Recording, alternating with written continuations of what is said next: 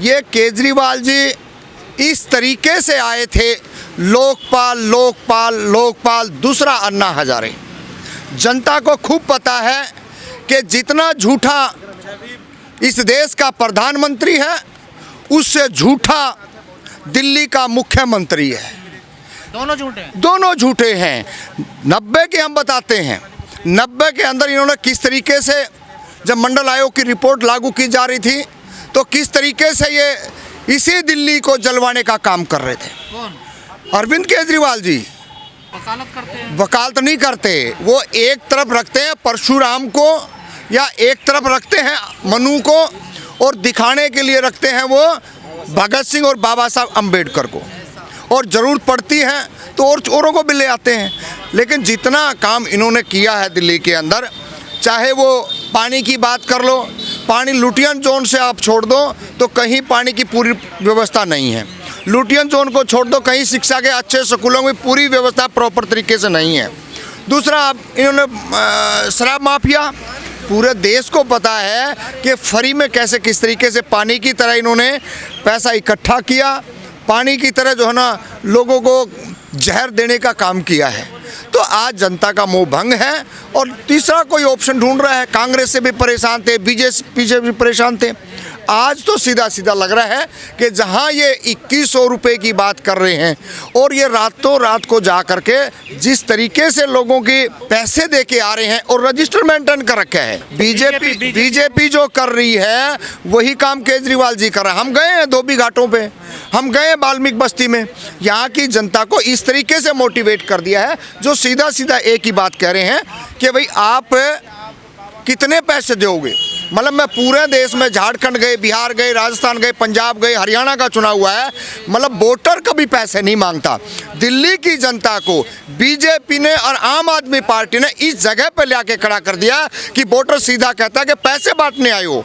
प्रत्याशी जब जाता है तो आप समझ सकते हो किस गलत में ला करके इस देश के अंदर जो न्याय की जो बात थी, जो चुनाव है वो अपने आप को जिंदा कहता है। जमीनी मुद्दों पे चुनाव नहीं, पैसों पे चुनाव है। दिल्ली का किसी आम नागरिक से बात कर लिया, आप झुग्गी झोपड़ी में जाके बात कर लीजिए, सीधे कह रहे पैसे बांटने आए हो क्या। तो इससे क्या हो रहा है? ये जो योजनाएं लॉन्च हो रही हैं, ये तो सिर्फ जनता को 15 लाख भी जनता की जेब में आए, 2 करोड़ भी आए, और लोकपाल भी आया, ये जनता को सब पता है। ऐसे ऐसे झूठे प्रोपगंडों से ये सत्ता हासिल कर रहे हैं, और अब एक नया स्टैंड जो चलाया है, इससे तो जनता को बिल्कुल गुमराह किया जा रहा है। जनता को नया स्टैंड नहीं है क्या ये?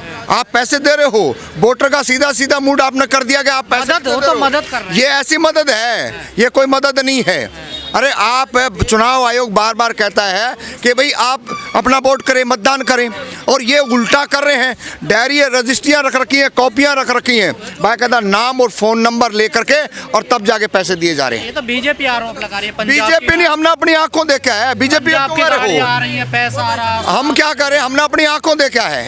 कल हम धोबी घाट पे गए थे, वहाँ पे 8 से 10 युवा लड़के जो पेड वर्कर हैं, 40 से 45 हज़ार रुपये ले रहे हैं, वो ये काम कर रहे हैं।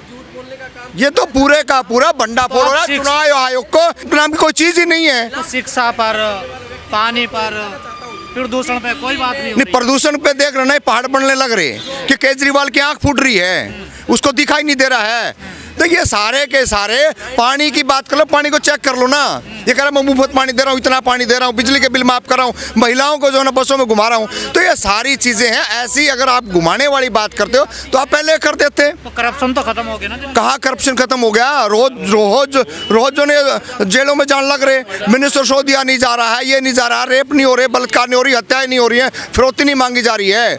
दिल्ली के अंदर एक नागनाथ और एक सांपनाथ, ये तो पूरे का पूरा एक षड्यंत्र के तहत जनता को गुमराह करने का काम कर रहे हैं। जितना भी होगा, हम तो आपके माध्यम से इतना करें जनता को, इनके पैसे ले लो, और आपका जहां मन करे, जो ईमानदार आदमी हो, जो आपके दुख दर्द में काम आने वाला, इन पार्टियों को लात मार दो। वो तो केजरीवाल है, कट्टर ईमानदार। अरे कोई ईमानदार नहीं है, कोई काम नहीं करा है ना। हम उसके, आप सबने पता है, पैसे बांट रहा है, तो काम करा होता तो पैसे बांटने की जरूरत पड़ेगी क्या? काम नहीं किया, जनता को गुमराह कर। लोकपाल ले आओ ना। कहाँ गया अरविंद केजरीवाल, कुमार विश्वास है? अन्ना हजारे का नाम ले लो, जूत मारेंगे लोग। कहते हैं एलजी काम नहीं करने देते। एलजी नहीं, ये बहाने बनाने का नोटंकी करता है। ये नोटंकी इसकी चल चुकी है। आज ये थर थर काँप रहा है। आज आगे इसका नंबर नहीं आने वाला है। नोटंकी बाज कह रहे हैं। बिल्कुल नोटंकी बाज है।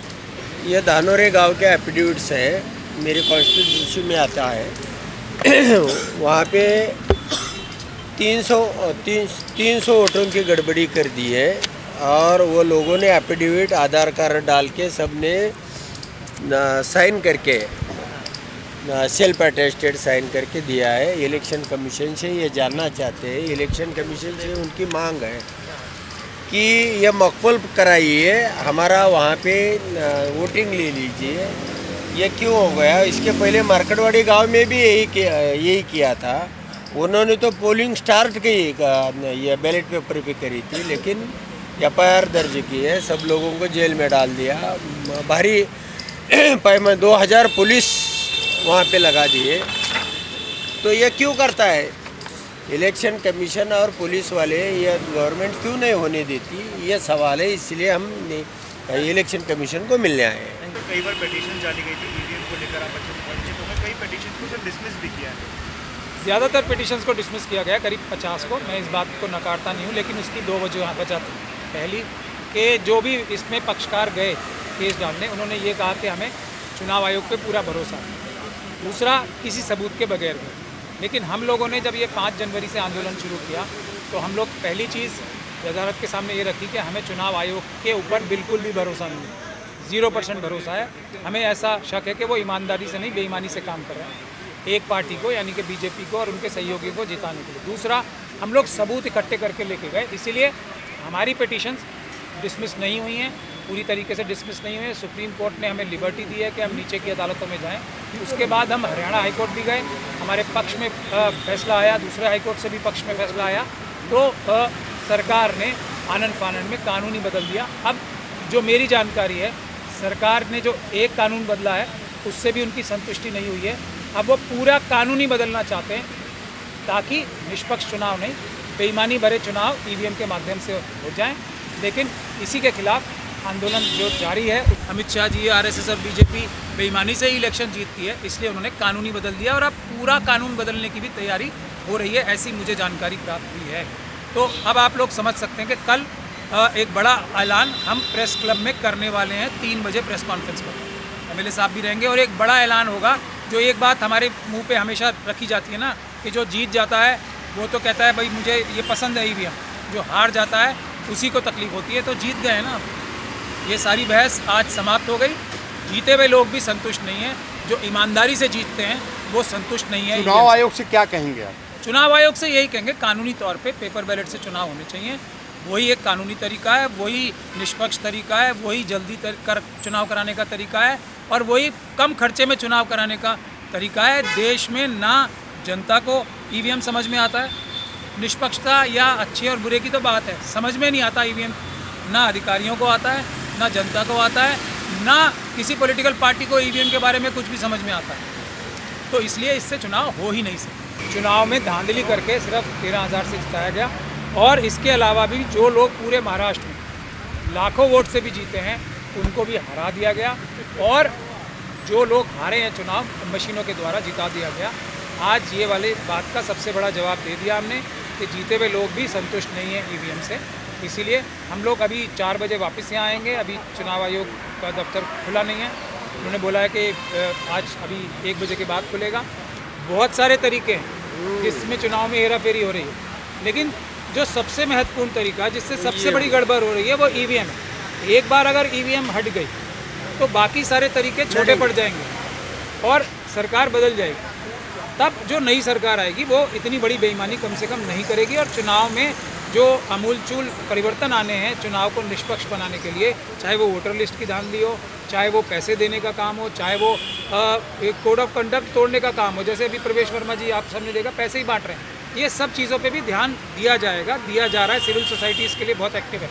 लेकिन फर्स्ट थिंग्स फर्स्ट ना, जो सबसे बड़ी जहर है देश की डेमोक्रेसी के लिए उसको हटा दें तो छोटे जहरों को भी हटाने के लिए काम किया जाएगा, ऐसा हम लोग का वादा। लेकिन कल हमारी एक बड़ी प्रेस कॉन्फ्रेंस है प्रेस क्लब में 3 बजे यानी कि 24 जनवरी को, जिसमें एक बहुत बड़ा ऐलान MLA साहब करने वाले हैं और कोलसे पाटिल साहब भी होंगे।